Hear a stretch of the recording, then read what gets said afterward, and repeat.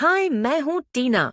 मैं artificial intelligence द्वारा create की गई एक कैरेक्टर हूँ और मुझे क्रिएट किया है BPSC school teacher Shri Dinesh Kumar Rai ji ने, और इसके लिए मैं आपकी बहुत बहुत आभारी हूँ। सर, आप यदि अनुमति दें तो मैं आज आपकी जगह क्लास लेना चाहूंगी।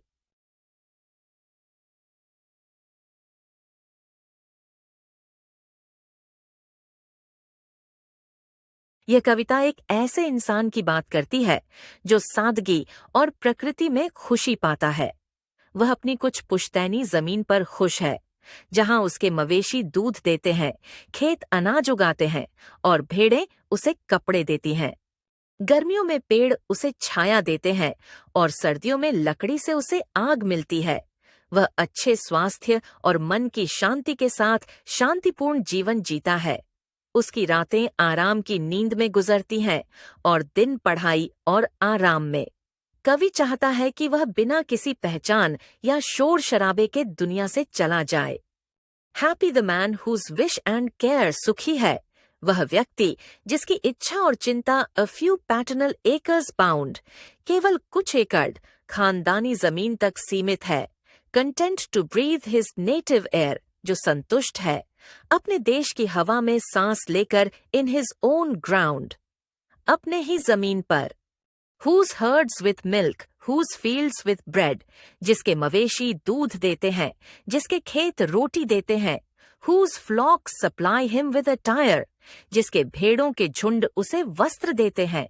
Whose trees in summer yield him shade, जिसके पेड़ गर्मियों में छाया देते हैं, in winter fire, और सर्दियों में आग देते हैं। Blessed who can unconcernedly find, धन्य है वह जो बेफिक्र रूप से पाता है hours, days and years, slide soft away, घंटे, दिन और साल धीरे धीरे सरकते हुए, in health of body, peace of mind, शरीर की सेहत, मन की शांति, क्वाइट बाय डे। दिन में शांति, अर्थात शांति से दिन गुजरता है। साउंड स्लीप बाय नाइट, रात में गहरी नींद। स्टडी एंड ईज, अध्ययन और आराम। टुगेदर मिक्स्ड, दोनों मिले जुले। स्वीट रिक्रिएशन, मीठा सा मनोरंजन। एंड इनोसेंस, और मासूमियत, विच मोस्ट डज प्लीज, जो सबसे ज्यादा संतुष्टि देती है। विथ मेडिटेशन, साथ में ध्यान या साधना भी।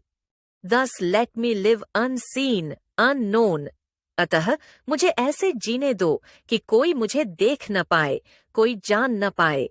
दस अनलेमेंटेड लेट मी डाई, इसी तरह कोई बिना किसी के शोक जताए मुझे मर जाने दो। स्टील फ्रॉम द वर्ल्ड, चुपके से इस दुनिया से चले जाने दो।